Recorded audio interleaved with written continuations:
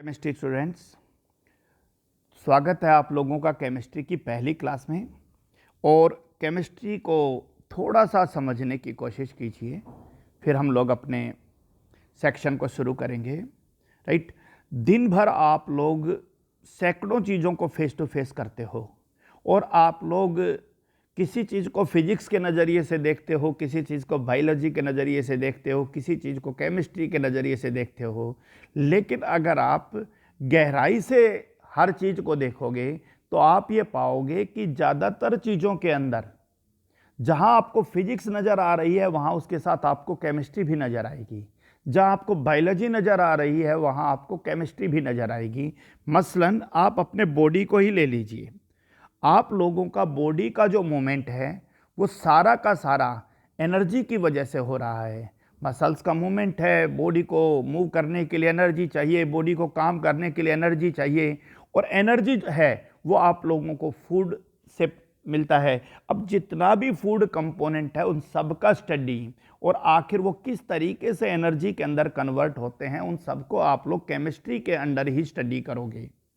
Right, आप लोग toothpaste use करते हो, केमिस्ट्री के अंदर स्टडी करोगे। आप लोग शॉप यूज करते हो, केमिस्ट्री के अंदर स्टडी करोगे। आप लोग जो फूड खा रहे हो वो केमिस्ट्री के अंदर स्टडी करोगे। राइट, आप लोगों का प्लांट्स जो फूड बना रहा है फोटोसिंथेसिस, उसको आप केमिस्ट्री के अंदर स्टडी करोगे। तो हमारे चारों तरफ जो कपड़े आप पहन रहे हो उनकी कंपोजिशन आप लोग केमिस्ट्री के अंदर स्टडी करोगे। जो पेपर आप यूज कर रहे हो, जो पेन का इंक आप यूज कर रहे हो, राइट, जो दवाइयाँ आप लोग बीमारी की स्थिति में खाते हो, राइट, या फिर जो कोल्ड ड्रिंक्स आप लोग यूज करते हो, जो भी आप लोग पैकिंग फूड्स यूज करते हो, उन सब का स्टडी केमिस्ट्री के ही अंडर होगा। एक बहुत इंपॉर्टेंट क्वेश्चन बनता है, आप लोगों ने कुछ एक जैसे दिखने वाले प्रोडक्ट को स्टडी किया होगा, राइट, और आपके सामने एग्जाम्पल रख रहा हूं पेप्सी और कोका कोला। दो प्रोडक्ट अलग अलग कंपनी के, राइट, सभी ने इनको यूज किया होगा, टेस्ट किया होगा। दोनों का टेस्ट एक दूसरे से काफी मिलता जुलता है, दोनों का कलर भी एक दूसरे से काफी मिलता जुलता है। लेकिन एक बात क्लियर है कि दोनों का टेस्ट एक दूसरे के बिल्कुल सिमिलर नहीं है, सेम नहीं है। मानते हो ये बात? बिल्कुल सेम नहीं है, दोनों का टेस्ट डिफर करता है। इसीलिए आप में से कुछ शॉप पर जाकर कहते हैं कि मुझे कोका कोला दीजिए, कुछ जाकर कहते हैं कि मुझे पेप्सी दीजिए। सिर्फ फर्क है इन दोनों के अंदर जो इंग्रेडिएंट्स यूज हुए हैं उनकी कंपोजिशन डिफर करती है। किसी एक कंपोनेंट के अंदर कोई चीज ए ज़्यादा है और किसी दूसरे कंपोनेंट के अंदर कोई दूसरी चीज ज़्यादा है। यही कहानी आप लोगों की मिरिंडा और फेंटा को लेकर है, राइट। यही कहानी आपकी बाजार में बिकने वाली दो शॉप को लेकर है, जिसको आप लक्स और लाइफ बॉय कह लीजिए। इनमें बहुत बेसिक डिफरेंस नहीं होता, यही बाजार में बिकने वाली कोलगेट और आपकी क्लोजअप के अंदर है। आप समझिए ध्यान से कि जो एक्चुअल कंपोजिशन है इन कंपोनेंट्स की, उनको आप देखोगे तो उनमें बहुत ज़्यादा सिमिलरिटी पाओगे, लेकिन उनके अंदर कुछ इंग्रेडिएंट्स जो हैं, कुछ एडिटिव्स जो हैं, वो थोड़ा थोड़ा डिफर करते हैं। आप लोग अगर समय मिले तो आज कोलगेट और क्लोजअप दोनों के रैपर्स को पढ़िएगा, आप लोगों को समझ में आएगा कि सर इनके अंदर बेस मटेरियल सेम है। आप लोग लक्स और लाइफ बॉय के रैपर्स को पढ़िएगा, आप लोग पाओगे कि सर बेस मटेरियल सेम है। आप लोग मिरिंडा और फेंटा के रैपर्स को पढ़िए, आप लोग पेप्सी और कोका कोला के रैपर्स को पढ़िए, राइट। सिर्फ और सिर्फ इन चीज़ों के अंदर जो डिफरेंस आता है वो इनके अंदर जो एक्सटर्नल एडिटिव्स डाले गए हैं, इनकी क्वालिटी को एनहांस करने के लिए, इनकी प्रॉपर्टीज़ को इंक्रीज करने के लिए, इनको और अच्छा दिखाई देने के लिए कि ये देखने में अच्छे लगे, इनके टेस्ट को, फ्लेवर को इंप्रूव करने के लिए वो एडिटिव्स डिफर करते हैं, जबकि बेस मटेरियल इनके अंदर सेम होता है, राइट। तो हमारा केमिस्ट्री के अंदर एक बहुत इंपॉर्टेंट पार्ट है, वो पार्ट है कि जिन रॉ मटेरियल्स को जिस कंपोजिशन में यूज करके और आपका पेप्सी बनाया गया है, एग्जैक्ट उसी कंपोजिशन से कोका कोला नहीं बनेगा। कोका कोला बनाने के लिए कंपोजिशन को डिफर करना पड़ेगा, थोड़ा सा अलग करना पड़ेगा। इसका मतलब ये हुआ कि जो मेजरमेंट है वो एक बहुत असेंशियल पार्ट है हमारी केमिस्ट्री का। हमारी केमिस्ट्री का एक बहुत असेंशियल पार्ट है मेजरमेंट, राइट। अगर किसी पेप्सी बनाने वाली कंपनी के अंदर किसी भी प्रोडक्ट को बनाया जाता है, पेप्सी बहुत सारे प्रोडक्ट को बनाती है, और उसमें मान लीजिए पेप्सी ही बना रहे हैं और ये कहा गया कि भाई 60% ए डालिएगा, 32% बी डालिएगा, 6% सी डालिएगा और 2% डी डालिएगा। अगर इस कंपोजिशन में इस 2% के बजाय 1.98% डी हो गया तो फिर ये पेप्सी डिफेक्टिव पेप्सी हो जाएगी, ये वो पेप्सी नहीं बनेगी। तो इसका मतलब ये हुआ कि मेजरमेंट के अंदर एक्यूरेसी हमारे लिए एक बहुत इंपॉर्टेंट इशू है। अगर हम कोई मेजरमेंट कर रहे हैं तो हमारे लिए बहुत ज़रूरी है कि हम उस मेजरमेंट के लिए एक्यूरेसी रखें। लेकिन जब भी हम किसी मेजरमेंट को करते हैं तो मेजरमेंट क्या है, मान लीजिए आप लोगों को किसी भी चीज़ की लेंथ मेजर करनी है तो आप लोग किसी स्केल का सहारा लेते हो। लेंथ मेजर करने के लिए क्या करते हो, स्केल का सहारा लेते हो। किसी का वेट मेजर करना है, आप लोग वेट मशीन का सहारा लेते हो। कोई लिक्विड मापना है, आप लोग वॉल्यूम का सहारा लेते हो, लीटर मिलीलीटर के अंदर मेजर करते हो। लेकिन जब भी आप कोई मेजरमेंट करते हो, आप लोगों को लगता है कि आपका मेजरमेंट एक्यूरेट है, लेकिन वो मेजरमेंट 100% एक्यूरेट नहीं होता है। आपको एक छोटा सा एग्जांपल देता हूं कि आपके पास एक कोई भी कंटेनर मौजूद है, उस कंटेनर के अंदर मान लीजिए आपने कॉमन सोल्ट डाल दिया और उस कॉमन सोल्ट को वेट मशीन के ऊपर रखा और वेट मशीन ने उसका वजन दिखाया 20 ग्राम। अब आप बहुत सावधानी से नमक का एक छोटा सा कण उसके ऊपर फिर से डाल दीजिए, बिल्कुल एक छोटा सा पार्टिकल नमक का उठाइए और उसमें डाल दीजिए।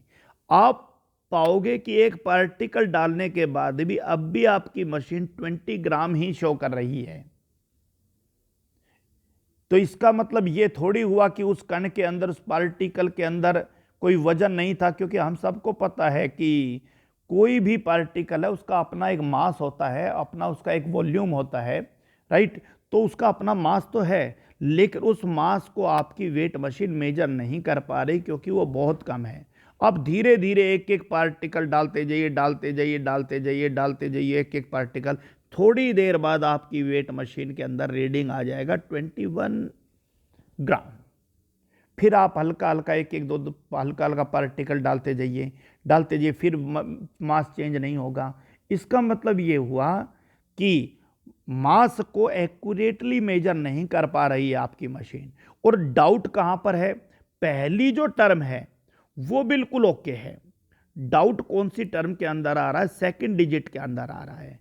तो हमेशा जब भी हम कोई मेजरमेंट करते हैं हम कहते हैं भाई कि किसी भी गोल्ड का वजन, गोल्ड का मान लीजिए कोई ज्वेलरी है और उसका वजन 10.23 ग्राम है, तो आप समझिए कि 10.23 ग्राम के अंदर ये 10 और 0.2 जो लास्ट डिजिट है उसको छोड़कर बाकी जो डिजिट बच गए वो सारे के सारे डिजिट सर्टेन डिजिट है, फिक्स डिजिट है, उनके अंदर कोई एरर नहीं है।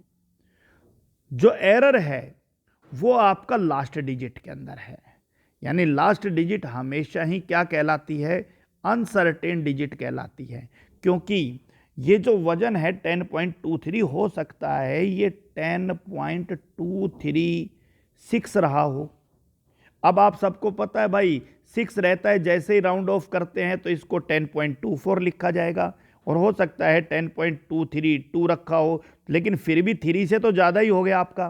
तो मेजरमेंट के अंदर जब भी हम किसी डाटा को लिखेंगे तो उस डाटा में लिखेंगे भाई ऑल सर्टेन डिजिट, सारी digit certain, plus one uncertain digit, last digit one uncertain digit. किसी भी मेजरमेंट की यही कहानी होगी कि उसमें सारी डिजिट सर्टेन होंगी, सिर्फ एक डिजिट जो है वो अनसर्टेन होगी। क्लियर हो गया कि नहीं हो गया? चलिए इसी को थोड़ा और आगे समझने की कोशिश करते हैं। पहले हम लोग कुछ मेजरमेंट को और अच्छे से क्लियर करते हैं। मान लीजिए कि एक ऑब्जेक्ट है ए या कोई ऑब्जेक्ट एक्स, और उस एक्स का जो एक्यूरेट वेट है वो है 2.00 ग्राम, यानी उसका वजन उस पर लिखा हुआ है कि 2.00 ग्राम। अब 3 स्टूडेंट्स, 3 स्टूडेंट ए को, बी को और सी को ये कहा गया कि आप भाई वेट मशीन ले लो और इसको मेजर करके दिखाओ, इसका वजन करके दिखाओ, चेक करके दिखाओ कि कितना कितना मेजरमेंट आया। राइट? मान लीजिए कई बार वॉल्यूम होता है, किसी चीज़ को दो, कोई लिक्विड दे दे और आपको कहे कि भाई चेक करके बताइए। तो ए स्टूडेंट ने पहले अटेम्प्ट के अंदर इसका मास मेजर किया 1.93 ग्राम, और सेकंड अटेम्प्ट के अंदर उसने मेजर किया दैट इज 1.95 ग्राम, 0.95 ग्राम।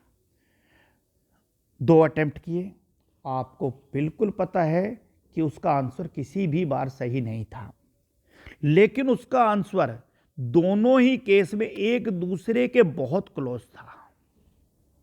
एक दूसरे के बहुत क्लोज था या नहीं था? पहली बार उसने 1.93 ग्राम मेजर किया और दूसरी बार उसने 1.95 ग्राम मेजर किया।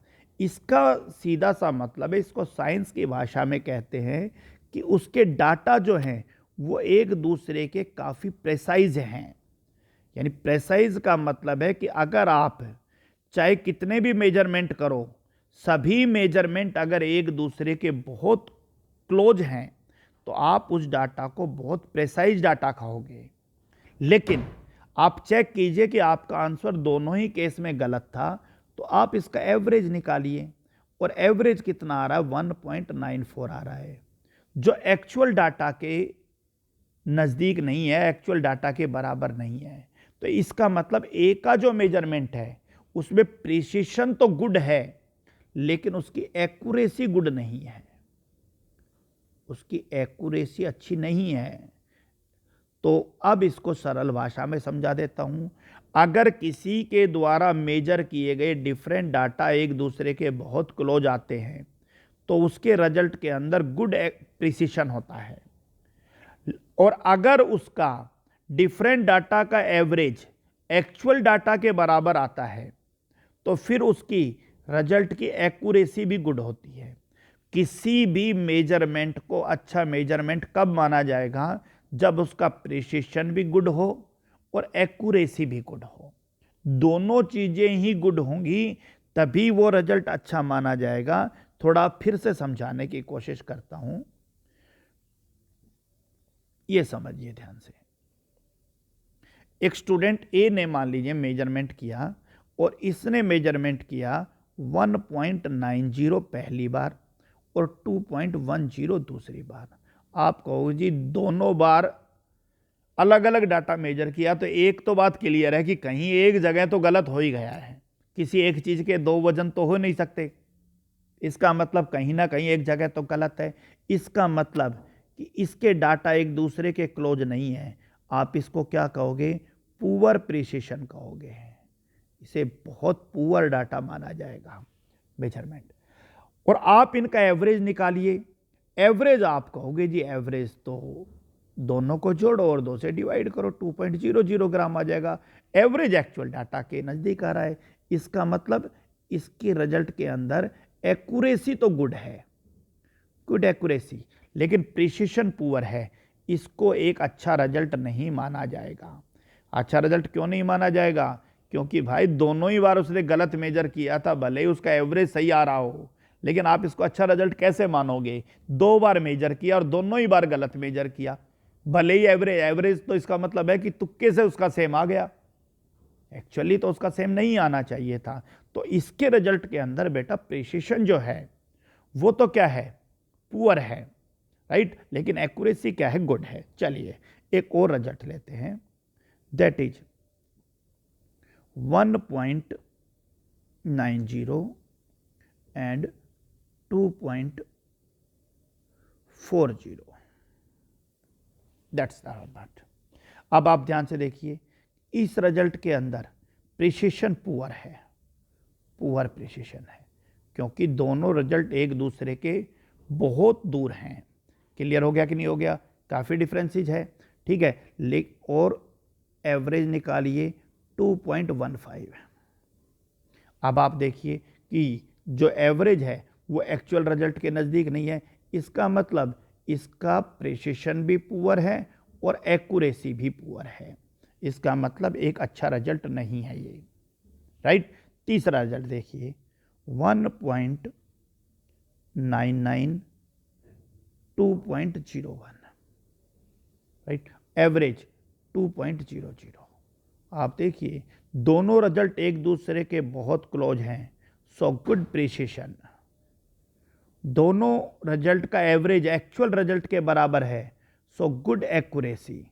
So good precision good accuracy मतलब कि उसका रिजल्ट जो है वो बहुत अच्छा रिजल्ट है, बेस्ट है, उसके रिजल्ट को आप एक अच्छा रिजल्ट मानोगे। तो किसी भी मेजरमेंट में अच्छा रिजल्ट कब माना जाएगा बेटा, जब उसका प्रिसिशन भी गुड हो और एक्यूरेसी भी गुड हो। चलिए एक क्वेश्चन और करते हैं। एक ऑब्जेक्ट है जिसकी लेंथ है 10 मीटर, राइट, उसकी एक्चुअल लेंथ 10 मीटर है, दैट इज 10 मीटर। अब स्टूडेंट ए, बी और सी क्या करते हैं कि पहले अटेम्प्ट के अंदर ए ने क्या किया, दूसरे अटेम्प्ट में ए ने क्या किया, तीसरे अटेम्प्ट में ए ने क्या किया। पहले अटेम्प्ट में ए ने उसको 10 मीटर मेजर किया, दूसरे अटेम्प्ट में उसने उसको 5 मीटर मेजर किया और तीसरे अटेम्प्ट में उसने उसको 15 मीटर मेजर किया। तीनों डाटा एक दूसरे से डिफर कर रहे हैं, मतलब पुअर प्रिसिशन, राइट और रॉन्ग।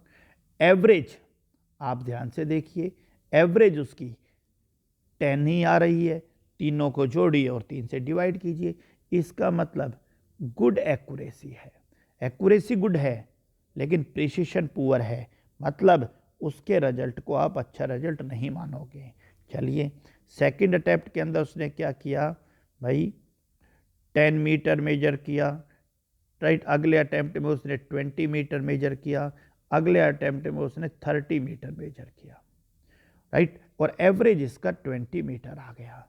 अब आप देखिए कि तीनों डाटा एक दूसरे से बहुत डिफर हैं, पुअर प्रिसिशन है, एवरेज भी एक्चुअल डाटा के नज़दीक नहीं है, इसका मतलब पुअर एक्यूरेसी है, ये रिजल्ट भी अच्छा रिजल्ट नहीं माना जाएगा। तीसरा रिजल्ट देखिए, 10.1, 10 and 9.9 and the average is again 10. So the three datas are very close to each other. So here is the good precision and here is good accuracy. So the result is considered better where both precision and accuracy giving the better data means good precision, good accuracy. तो पहली चीज आप समझिए कि किसी भी result के अच्छे होने के लिए प्रिसिशन और एक्यूरेसी दोनों का बेटर होना जरूरी है, ये आप लोगों को समझ आ गया होगा। अब बात आता है बेटा कि किसी भी चीज को जब हम लोग लिखेंगे मेजरमेंट के अंदर तो उसको एक साइंटिफिक फॉर्म के अंदर लिखा जाएगा। We have to write it in scientific form, scientific notation. किसी भी मेजरमेंट को लिखने का तरीका, आप लोगों ने साइंटिफिक नोटेशन के बारे में कुछ पहले भी यूज किया है, लेकिन आपने उसको इस नाम से नहीं जाना।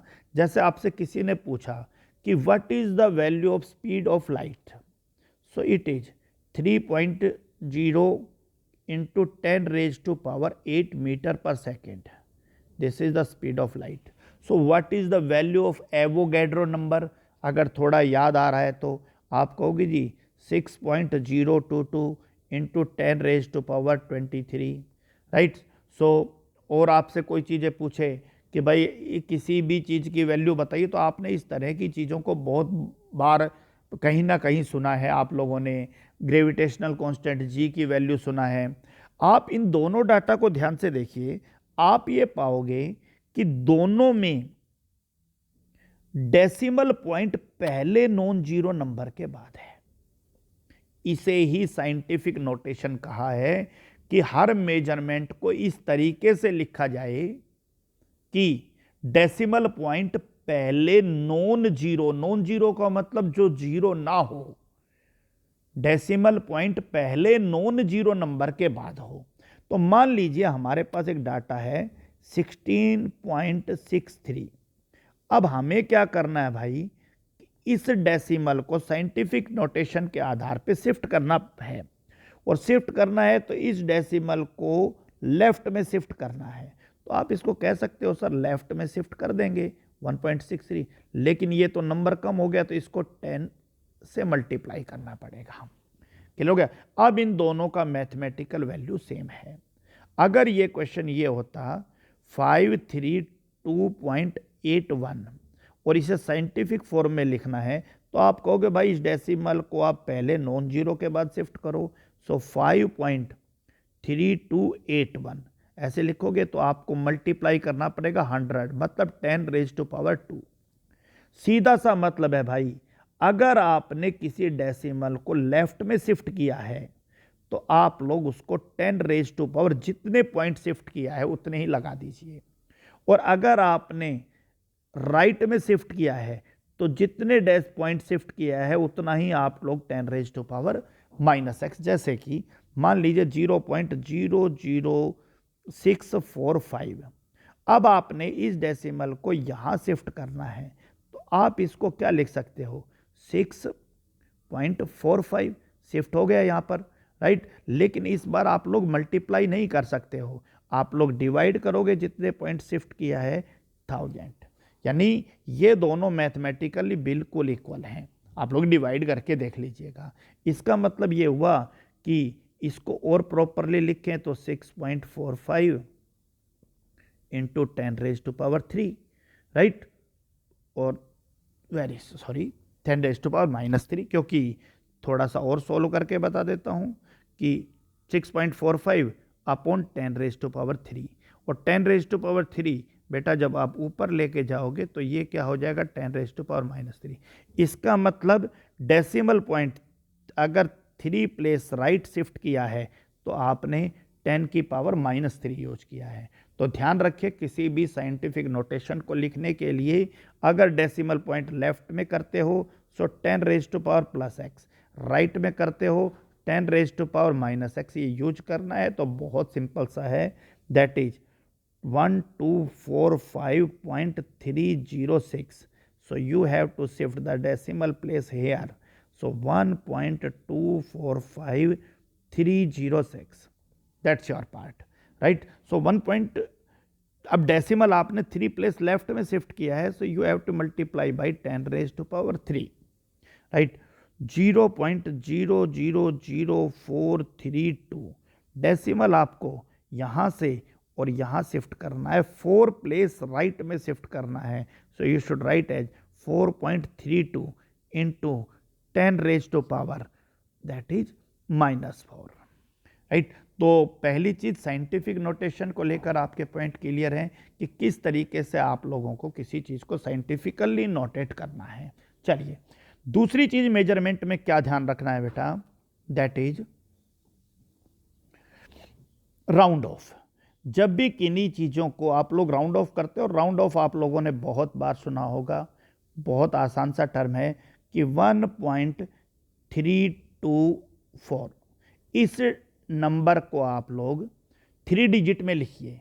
तो 3 डिजिट का मतलब है कि आपको ये डिजिट हटाना है, और ये डिजिट आप सबको पता है कि 5 से कम हो तो आप इसको इजीली रिमूव कर सकते हो. You should add write as 1.32. आपका दूसरा नंबर 1.326।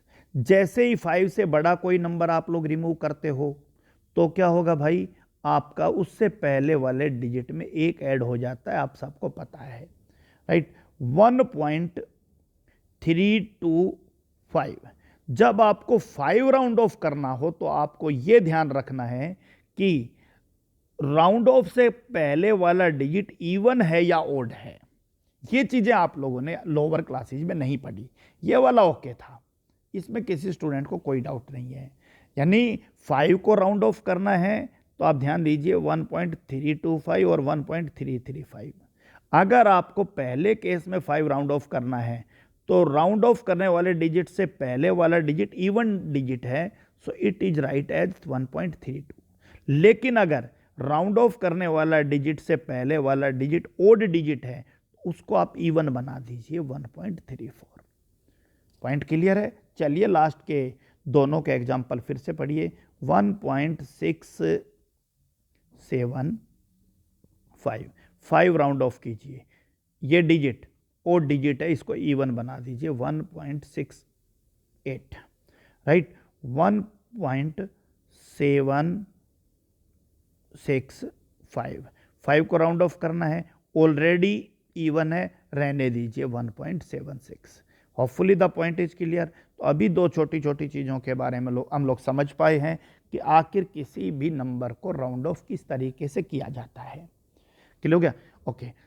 जब लेक्चर शुरू किया था तो हम लोगों ने एक छोटे से पॉइंट के ऊपर बात किया कि जब भी हम कोई मेजरमेंट करते हैं, तो उस मेजरमेंट के अंदर मान लीजिए किसी चीज़ को कहा 1.362 ग्राम, तो इस 1.362 ग्राम में 1.36 जो है वो आपकी सर्टेन डिजिट है, उसमें कोई एरर नहीं है, मेजरमेंट नहीं है, दैट इज सर्टेन डिजिट। लेकिन जो लास्ट डिजिट है बेटा वो अनसर्टेन डिजिट है, उस डिजिट के अंदर एरर शामिल है, that is certain digit and this is uncertain digit. Significant figure किसको कह रहे हैं? All certain digit plus 1 uncertain मतलब doubtful digit. All certain digit plus 1 doubtful या अनसर्टेन डिजिट, उसे ही आपकी केमिस्ट्री में नाम दिया गया है सिग्निफिकेंट फिगर। कि किसी भी डिजिट के अंदर कुल कितने फिगर सिग्निफिकेंट हैं, तो उसको मापने के लिए आपको क्या देखना है कि उसमें कितने डिजिट सर्टेन हैं, प्लस में एक डाउटफुल डिजिट जो लास्ट डिजिट है वो आपको ध्यान रखना है। अब बात आता है कि किसी भी डिजिट के अंदर आप लोगों को कुल कितने सिग्निफिकेंट फिगर मौजूद हैं ये पता करना हो तो कुछ छोटे छोटे रूल्स का आप लोग सहारा लोगे। और पहला रूल कहता है all non zero numbers are significant. जितने भी नॉन जीरो डिजिट हैं, ऑल नॉन जीरो डिजिट, आप लोग जितने भी नॉन जीरो डिजिट हैं उनको आप लोग सिग्निफिकेंट फिगर मान के चलोगे। सिग्निफिकेंट जैसे 43.61, so that is it have 4 significant figure. 232.11, that is 5 significant figure, right. 81.3, that it have 3 significant figure. So all non-zero digits are significant. जितनी भी डिजिट नॉन जीरो होंगी वो हमेशा ही क्या कहलाएंगी? सिग्निफिकेंट। उनको मेजर कर लीजिए, बहुत आसान सी बात है। सिग्निफिकेंट फिगर किसको कह रहे हैं? कि किसी भी मेजरमेंट के अंदर significant figure in a number are all the certain digit plus 1 doubtful digit. In any measurement all the certain digit plus 1 doubtful digit, right. ये सभी क्या कहलाएंगे? उस डिजिट के अंदर मौजूद सिग्निफिकेंट नंबर कहलाएंगे। चलिए point number 2, zero between 2 non zero number. अगर जीरो कहीं भी है लेकिन वो जीरो बीच में आ रहा है बिटवीन 2 नॉन जीरो नंबर्स, दो नॉन जीरो नंबर्स के बीच में अगर कोई जीरो आ रहा है तो वो हमेशा सिग्निफिकेंट ही होगा। 2.30 that it have three significant figure. 3.0861 it have 5 significant figure. 1.008 it have 4 significant figure. So all non-zero numbers are significant. Zero between two non-zero numbers are considered as significant figure, right? चलिए the third point, यहाँ से थोड़ा और सावधानी से काम करना शुरू कर दीजिए कि zero before the decimal place, right? Zero before the decimal place, decimal place से पहले zero, zero before the decimal place as well as first non zero number, decimal place से पहले और पहले नॉन जीरो नंबर से पहले, first non zero number, उसको कभी भी सिग्निफिकेंट नहीं माना जाएगा, नॉट सिग्निफिकेंट। थोड़ा समझने की कोशिश कीजिए इस लाइन का क्या मतलब है। आप एक बात देखिए, एक डिजिट है 11/10, दूसरा है 11/100, राइट? अब आप इसको अगर प्रॉपरली लिखोगे तो आप पहले वाले को 11/1000, पहले वाले को लिखोगे 1.1, कोई दिक्कत नहीं है। अगले वाले को लिखोगे 0.11, अगले को लिखोगे 0.011। तो ध्यान दीजिए कि ये जो जीरो लगाया जा रहा है ना, ये सिर्फ डेसिमल की पोजीशन को दिखाने के लिए लगाया जा रहा है। इस डेसिमल का, इस जीरो का कोई मैथमेटिकल वैल्यू नहीं है। ये जीरो सिर्फ और सिर्फ डेसिमल पॉइंट को रिप्रेजेंट करने के लिए लगाया जा रहा है। तो पहले नॉन जीरो नंबर से पहले पहले जितने भी जीरो हैं, यानी लीडिंग जीरो या all the zero placed to the left of the number are never significant. So 0.543, this zero is not significant, so it have only 3 significant figure. The point is clear? चलिए, hopefully the point is clear for you. This zero is not considered as significant, right? So the next one is 0.045. so how this 0.045, it also considered as a significant figure too. These 2 points are not considered as significant figure. These two zeros are not considered as significant figure, so it have 2 significant figures. और देखिए भाई, 0.0000632 अगर ऐसा लिखा गया तो भी आप सबको पता है ये जितना भी जीरो है ये डेसिमल प्लेस को रिप्रेजेंट करने के लिए लिखा गया है, तो ये भी सिग्निफिकेंट नहीं है। 632, these 3 number 632 are considered as significant. तो अब तक क्या क्या बात हुई कि सभी नॉन जीरो नंबर सिग्निफिकेंट होते हैं। दूसरी बात क्या हुई कि नॉन जीरो के बीच में जितना भी जीरो आएगा वो सिग्निफिकेंट होगा। तीसरी बात क्या हुई कि पहले नॉन जीरो से पहले जितने भी जीरो आएंगे वो सारे सिग्निफिकेंट नहीं होंगे, क्योंकि उनका कोई वैल्यू नहीं होता, उनका सिर्फ मतलब डेसिमल पॉइंट को रिप्रेजेंट करना होता है। और यहां से एक बहुत इंपॉर्टेंट है, क्योंकि हमें ऐसा लगता था कि इस जीरो का बहुत इंपॉर्टेंट वैल्यू है, और आपके डाउट्स और अगले क्वेश्चन के साथ और ज़्यादा क्लियर हो जाएंगे। Point number 4, zero after decimal point और significant. Zero after decimal point और सिग्निफिकेंट।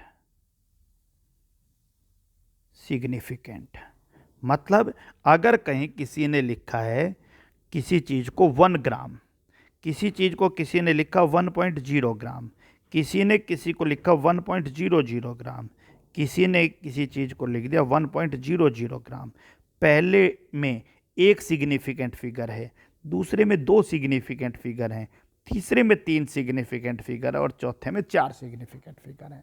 अब आपके दिमाग में एक बड़ा सरप्राइज क्वेश्चन आ रहा होगा, क्योंकि डेसिमल तो आप लोग बहुत पढ़ के आए हो और आपको लग रहा है कि सर 1 ग्राम, 1.0 ग्राम, 1.00 और 1.000 ग्राम सभी एक ही चीज़ हैं, इनमें कोई भी फर्क नहीं है। लेकिन बेटा अब लोग आप मेजरमेंट के नज़रिए से देखिए, सारी चीज़ें एक नहीं हैं। 1 ग्राम का मतलब है कि ये मैंने शुरू में भी बताया था, ये एग्जैक्ट 1 ग्राम थोड़ी है, हो सकता है इससे थोड़ा सा फालतू हो सकता है ये 1.1 ग्राम हो, जिसको राउंड फिगर में आपने 1 ग्राम लिख दिया हो। लेकिन ये दूसरा वाला 1.0 ग्राम है ना, ये 1.1 ग्राम नहीं हो सकता था। ये अगर कहीं भी रहा होगा तो ये 1.01 ग्राम रहा होगा, 1.02 ग्राम रहा होगा, जिसकी 1 को राउंड ऑफ करके आपने 1.0 लिख दिया। और तीसरा वाला 1.01 भी नहीं रहा होगा, तीसरा वाला 1.00 किसी हालत में 1.1 ग्राम नहीं रहा होगा, क्योंकि 1.1 ग्राम को आप 1.00 ग्राम नहीं लिख सकते हो आप, ना ही वो 1.01 ग्राम रहा होगा, उसको भी नहीं लिख सकते हो आप। यानी वो अगर कुछ रहा होगा तो वो 1.001 ग्राम रहा होगा, 1.002 ग्राम रहा होगा। और चौथा डिजिट देखिए कि आपका जो चौथा डिजिट है 1.00 ग्राम, क्या वो 1.1 ग्राम रहा होगा? कभी नहीं हो सकता। क्या वो 1.01 ग्राम भी रहा होगा? कभी नहीं हो सकता है 1.0। क्या वो 1.001 ग्राम रहा होगा? It is not possible. क्या वो 1.0001 ग्राम रहा होगा? Yes, it is possible, right. तो आप लोग ध्यान दीजिए कि डेसिमल पॉइंट के बाद जितना भी जीरो है वो सारे जीरो सिग्निफिकेंट होते हैं, राइट। इसका मतलब आपसे कोई पूछे 7 ग्राम, 7.0 ग्राम, 7.00 ग्राम, क्या ये तीनों मेजरमेंट में एक ही चीज़ है? नहीं, बिल्कुल एक्यूरेट एक चीज़ नहीं है, क्योंकि 7 ग्राम के अंदर जो डाउटफुल डिजिट है, जो एरर आ रहा है, वो कुछ भी रहा होगा, राइट। लेकिन वो कम से कम किस फॉर्म में रिप्रेजेंट किया जा सकता है? आप कहो जी उसको 7.1 ग्राम भी हो सकता रहा हो, 7.2 ग्राम भी रहा होगा, 7.3 ग्राम भी रहा हो, 7.4 ग्राम, ऐसे कोई डिजिट रह सकता है। लेकिन जो दूसरा डिजिट है वो आपका अगर कुछ रहा होगा तो 7.01 ग्राम रहा होगा, 7.02 ग्राम रहा होगा, 7.03 ग्राम रहा होगा, जो मेजरमेंट में 7.0 आया, 7.04 ग्राम रहा होगा। क्लियर हो गया कि नहीं हो गया, राइट। और वही चीज़ अगर तीसरे डिजिट के लिए है तो वो 7.01 नहीं हो सकता, वो 7.001 ग्राम रहा हो, 7.002 ग्राम रहा हो, 7.00, राइट। क्लियर हो गया कि नहीं हो गया, 3 ग्राम रहा हो। तो इस मेजरमेंट के हेल्प से आप लोग समझ सकते हो कि डेसिमल के बाद जितना भी जीरो है वो सारे के सारे सिग्निफिकेंट फिगर के अंदर शामिल होते हैं, राइट। चलिए थोड़ा सा एक बार दोबारा से एग्जांपल, 1.246 सभी नॉन जीरो नंबर सिग्निफिकेंट होते हैं, राइट। 1.206 नॉन जीरो के बीच में जीरो आता है, वो भी सिग्निफिकेंट होता है। 0.006, राइट। पहले नॉन जीरो से पहले जितना भी जीरो आएगा वो सिग्निफिकेंट नहीं होता है, right. 6.000, right, gram, so it considered as 4 significant figure. Decimal के बाद जितना भी जीरो आता है वो सभी जीरो आपका सिग्निफिकेंट में कंसिडर्ड होता है। इसका मतलब all non zero digits are significant. Zero preceding to first non-zero number does not carry any significance, right. Zero between non-zero numbers are significant, and zero at the end or right to the number are significant. Clear or not, right. अब आप ध्यान से समझिए एक छोटा सा point, अगर मान लो कोई भी एक्यूरेट डिजिट है, एक्यूरेट डिजिट का मतलब आप समझिए, अगर कहीं भी कोई डिजिट में लिखा है कि 100 ग्राम और कहीं भी लिखा है 100 रुपीज, अब इन दोनों चीज़ों को थोड़ा समझिए आप। तो जो डिफरेंस है वो आप ये कहोगे सर 100 ग्राम कोई चीज़ है तो हो सकता है 100.1 ग्राम भी रही हो, 100.2 ग्राम भी रही हो, लेकिन 100 रुपीज़ का मतलब 100.1 रुपीज़ नहीं होता है। ये एक एग्जैक्ट नंबर है, काउंटेबल नंबर है। It exactly meanings that 100 rupees, right. तो किसी भी मेजरमेंट के अंदर अगर कोई काउंटिंग नंबर आ जाता है तो उस काउंटिंग नंबर के अंदर बेटा इनफाइनाइट नंबर में सिग्निफिकेंट है, क्योंकि उसको रिप्रेजेंट करने के लिए आप कहीं भी नहीं रोक सकते। आप उस 100 को 100.00000 कहीं भी जाके 1 नहीं लगा सकते। आप इसको चलने दीजिए जहां तक ये चलते हैं, चाहे आपको कितना भी समय लग जाए, लेकिन ये रुकने वाली चीज़ है। आप 100 रुपीज़ को कभी यहां भी जाके 100.0001 नहीं लिख सकते हो। क्लियर हो गया कि नहीं हो गया? तो इसका मतलब ये हुआ कि अगर कोई भी काउंटेबल नंबर है तो उसमें इनफाइनाइट नंबर में सिग्निफिकेंट फिगर होते हैं। जैसे अगर किसी ने कहा है 2 pen, so it means that it is 2.0000000. These are the number of pens. तो आप इसको कुछ भी लिख सकते हो. So the total number of significant figure in this are the infinite, right? So these are the rules of significant figure. And one more interesting point related to the significant figure, after this we will solve fifth question. If any student write 11400, last में 2 zero हैं लेकिन decimal कहीं नहीं है, तो हमने कहा था डेसिमल के बाद वाले जीरो तो सिग्निफिकेंट हैं। अब प्रश्न आता है कि इसमें कुल कितना सिग्निफिकेंट फिगर है। तो आप अगर ऐसी स्थिति आ जाए तो आप इसको सबसे पहले साइंटिफिक फॉर्म के अंदर लिखिए। अब साइंटिफिक फॉर्म में लिखने के भाई बहुत तरीके हैं। 1.14 इंटू 10⁻⁴, 1.140 इंटू 10⁻⁴, 1.1400 इंटू 10⁻⁴, और तीनों का मतलब यही निकलता है। जिस फॉर्म में लिखा जाएगा उसी फॉर्म में सिग्निफिकेंट मापा जाएगा। कभी भी एक्सपोनेंशियल जो पावर जो होती हैं उनको शामिल नहीं करना है। So here the 3 significant figure, here the 4 significant figure, and here the 5 significant figure. So how will you represent a particular number in the scientific form? It will decide the number of significant figure, क्योंकि अगर आपने 1.14 लिख दिया है और 1.14 into 10⁻⁴ लिखा है और 1.140 इंटू 10⁻⁴ लिखा है, तो आप ध्यान दीजिए ये दोनों नंबर सेम नहीं है। ये पहले वाला नंबर ये कहता है ये 1.14 के बाद 1.141 भी हो सकता था, जिसको राउंड ऑफ करके आप 1 लिख सकते थे। लेकिन ये वाली बात क्लियर है, ये तो 1.140 को ही रिप्रेजेंट करता है। यानी अभी भी मैंने बात किया था 1.14 और 1.140 सेम नंबर नहीं है। 1.141 भी हो सकता है, लेकिन 1.140 1.41 नहीं हो सकता। पॉइंट क्लियर है या नहीं है? तो किसी भी चीज़ को जब आप साइंटिफिक फॉर्म में नोटेट करोगे तो आपको ये छोटी छोटी चीज़ें ध्यान रखनी है। मैं एक बार रूल्स दोबारा से क्लियर कर देता हूँ, और ये जो लास्ट के दोनों एग्जाम्पल हैं इनको फिर समझा देता हूँ आपको, क्योंकि थोड़ा सा एक बार समय लगता है, बाद में फिर सारे पॉइंट क्लियर हो जाते हैं। 1.234 सभी नॉन जीरो नंबर सिग्निफिकेंट होते हैं। The next one is non zero के बीच में जितना भी जीरो आता है वो सिग्निफिकेंट होता है, राइट। स्टार्ट में जितने भी जीरो होते हैं वो सिग्निफिकेंट नहीं होते। डेसिमल के बाद जितने भी जीरो आ रहे हैं वो सारे के सारे सिग्निफिकेंट होते हैं, राइट। जो होल नंबर डिजिट है, राइट, जो काउंटेबल नंबर है 200 पेन, ऐसी स्थिति के अंदर इनफाइनाइट नंबर में सिग्निफिकेंट फिगर होते हैं।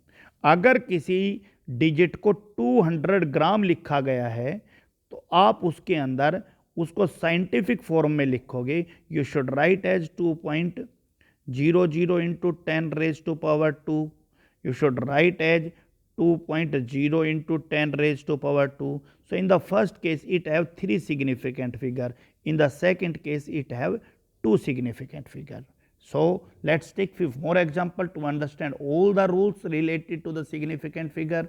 Let's check 63.4561, all non-zero numbers are significant. So 6, right? 2.08032. So no zero between non-zero numbers are significant. So significant figure, right? 1.00006. So all non-zero numbers between non-zero numbers are significant. So these two represent for the same rule, right? 0.006. So these three zeros does not have any value, so it only represent one significant figure. So 6.000, it have the 4 significant figure. If someone write as 6000 pencil, so 6000 pencil have infinite number of significant figure, because these are the countable numbers, so you can represent these as 6000.00000 number to infinite, right? If anywhere it is represent as 142,000 gram, so it have the significant number depends how will you represent in scientific notation. So 1.42000 into 10 raised to power 5. You should also written as 1.4200 into 10 raised to power 5. So 1.420 into 10 raised to power 5. So 1.42 into 10 raised to power 5. So this number have the total significant figure 6. So this number have total significant figure 5. This number have total significant figure 4. And this number have total significant figure 3. And how these two all numbers are differ from each other, आप देखिए ये सब number एक नहीं है, क्योंकि आप सबको पता है 1.42 हो सकता है किसी ने लिखा है तो 1.42 को तो 421 भी लिखा जा सकता है, तो वो पहले वाले नंबर जैसा कैसे होगा। तो रूल्स के को बहुत अच्छे से फोकस कीजिए, रूल्स के ऊपर ही चलिए, राइट। अब दो बहुत छोटी छोटी चीजें आती हैं, दैट इज एडिशन और सब्ट्रैक्शन। जब भी आप किन्हीं चीजों को ऐड करोगे तो दो चीजें ध्यान रखना है, अगर आप एडिशन कर रहे हो, सब्ट्रैक्शन कर रहे हो, या मल्टीप्लिकेशन और डिवीजन कर रहे हो, एडिशन ऑब्लिक सब्ट्रैक्शन और मल्टीप्लिकेशन और डिवीजन ऑब्लिक डिवीजन, तो करना क्या है भाई दोनों ही केस में कि जब आप कहीं भी एडिशन और सब्ट्रैक्शन कर रहे हो, लेट्स 33.3, 3.11, 0.313 और आपको बोला गया इन तीनों को ऐड करिए। सो योर आंसर इज 36.723, राइट। अब आप ध्यान से देखिए इनमें से कौन सा नंबर ऐसा है जिसमें डेसिमल के बाद कम प्लेस है। तो आप कहोगे जी ये नंबर है इसमें डेसिमल के बाद एक डिजिट है, ये नंबर है जिसमें डेसिमल के बाद 2 डिजिट है, ये नंबर है जिसमें डेसिमल के बाद 3 डिजिट है। आपको मिनिमम डिजिट ही रखनी है, बाकी को राउंड ऑफ कर देना है। सो आपको डेसिमल के बाद एक ही डिजिट रखना है। Your answer is 36.7। The point is clear. चलिए और एग्जाम्पल चेक करिए, क्लियर होता जाएगा। एडिशन अगर कहीं भी करना है तो 3.1421, next one is 0.241, the next one is 0.09। अब आप देखिए भाई कि डेसिमल के बाद किस में लिस्ट पॉइंट है, आपको जी इसमें 2 पॉइंट है, तो आपके आंसर में भी डेसिमल के बाद 2 ही डिजिट आपको रखना है। So the answer is now 3.4731, क्योंकि इसमें डेसिमल के बाद 4 पॉइंट है, इसमें 3 पॉइंट है, इसमें 2 पॉइंट है। तो एडिशन सब्ट्रैक्शन का रूल कहता है कि आपको अपने फाइनल रिजल्ट में डेसिमल के बाद 2 ही डिजिट रखना है, तो बाकी सबको राउंड ऑफ करिए। राउंड ऑफ के रूल आपके लिए क्लियर हैं। Hopefully the point is clear और नॉट, राइट। सो आप लोग ध्यान रखिएगा इस छोटे से पॉइंट को। मामला आता है कि जब भी आप कहीं मल्टीप्लिकेशन या डिवीजन करते हो तो क्या करना है। ध्यान दीजिए भाई, मल्टीप्लिकेशन और डिवीजन के अंदर दैट इज 142.06 एंड 0.23। अब आपको क्या करना है भाई कि आंसर के अंदर केवल उतने ही सिग्निफिकेंट फिगर रखने हो, डेसिमल के बाद नहीं, जितने लोवेस्ट कहीं मौजूद हैं। तो आप कहो जी इसमें दो सिग्निफिकेंट फिगर हैं, क्योंकि ये वाला 0 तो सिग्निफिकेंट है नहीं, आंसर केवल 2 डिजिट में ही लिखा जाएगा।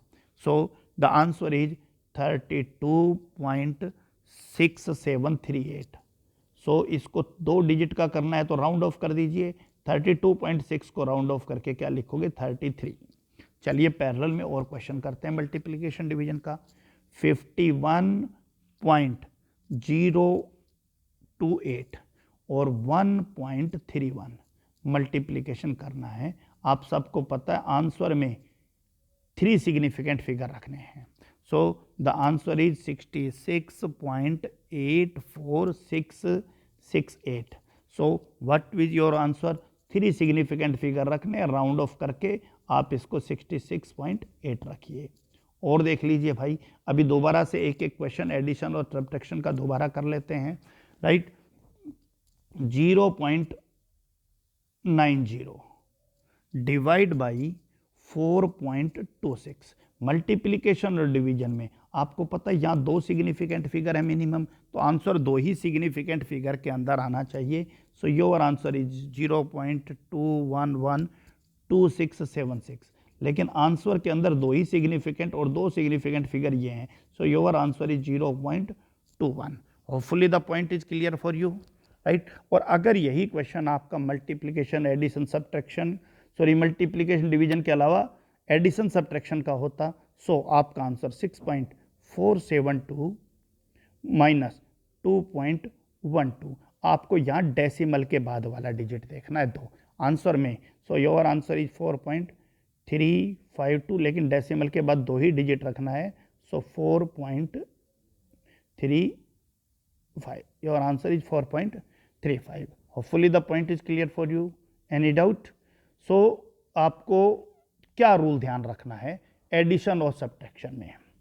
ध्यान रखिए, एडिशन ऑब्लिक सब्ट्रैक्शन में जो भी रिजल्ट होगा उस रिजल्ट के लिए आप लोग डेसिमल पॉइंट के बाद देखोगे कि कितने नंबर हैं, डेसिमल पॉइंट। और अगर मल्टीप्लिकेशन और डिवीजन में अगर आपको रिजल्ट निकालना है, जो भी रिजल्ट है उसमें आप मिनिमम सिग्निफिकेंट फिगर देखोगे, यानी यहाँ पर मिनिमम डेसिमल पॉइंट लिखना है और वहाँ पर मिनिमम सिग्निफिकेंट फिगर देखना है। ये आपका फाइनल रिजल्ट है। तो छोटे छोटे कैलकुलेशंस आप लोगों को असाइनमेंट के तौर पे भेज दिए जाएंगे, राइट। लेक्चर बहुत बड़ा नहीं था, मैं क्विक हल्का सा रिपीट कर देता हूँ क्या क्या हम लोगों ने शुरू से लेकर अब तक पढ़ा। कहानी शुरू हुई थी मेजरमेंट में प्रिसिशन और एक्यूरेसी को लेकर, कि अगर आपके द्वारा डिफरेंट एक्सपेरिमेंट में किए गए रिजल्ट एक दूसरे के बहुत क्लोज आ जाते हैं तो समझ लो आपका प्रिसिशन बहुत गुड है। और अगर उनका एवरेज एक्चुअल रिजल्ट के बराबर आ जाता है तो आपकी एक्यूरेसी भी बहुत गुड है। और एक अच्छे रिजल्ट की खासियत गुड प्रिसिशन और गुड एक्यूरेसी, गुड प्रिसिशन और गुड एक्यूरेसी आप लोगों को ध्यान रखना है, राइट। दूसरी तरफ हमने बात किया कि जब भी हम कोई मेजरमेंट करते हैं तो उसमें सभी डिजिट सर्टेन होती हैं, ऑल सर्टेन, प्लस में लास्ट डिजिट को हम लोग क्या मानते हैं, डाउटफुल डिजिट मानते हैं। और इनका पूरे का कॉम्बिनेशन ही हमने क्या कहा था, सिग्निफिकेंट फिगर कहा। सिग्निफिकेंट फिगर को मेजर करने के लिए हम लोगों ने क्या किया, कुछ छोटे छोटे रूल्स का सहारा लिया, और वो रूल्स मैंने आपको यहाँ 2 3 4 बार रिपीट कर दिए हैं, अभी बताने का आवश्यकता नहीं है। उसके बाद बताया भाई कि किन्हीं भी चीज़ों को साइंटिफिक फॉर्म में कैसे लिखोगे, आप लोगों को बता दिया। डेसिमल राइट में शिफ्ट करना हो तो 10 रेज टू पावर -x, और लेफ्ट में करना हो तो 10 raise to power +x। Example 1.6231 decimal scientific form में ऑलरेडी है। 123.4 डेसिमल इधर लेके आना है, so you should write 1.234 into 10 raise to power 2। Decimal आपने लेफ्ट में किया, सो 10 रेज टू पावर +x से आप लोग मल्टीप्लाई कर दीजिए। क्लियर हो गया। एडिशन और सब्ट्रैक्शन का रूल आपको बताया कि जो रिजल्ट है उस रिजल्ट में डेसिमल के बाद उतना ही पॉइंट होना चाहिए जितना पॉइंट जो आपके जिन नंबर्स को जोड़ रहे थे उनमें किसी में भी लिस्ट था। और अगर आप कहीं भी मल्टीप्लिकेशन और डिवीजन कर रहे हो तो रिजल्ट में उतने ही सिग्निफिकेंट होने चाहिए जितने किसी नंबर में मिनिमम थे। यह आपका आज का क्लास है, राइट। और कल से हम लोग केमिस्ट्री की बहुत बेसिक्स पार्ट के ऊपर डिस्कशन करेंगे। The basic concept of chemistry is actually represented by 5 laws of chemical combination. तो वहां से हम लोग अपनी कहानी शुरू करेंगे। So that's all for today.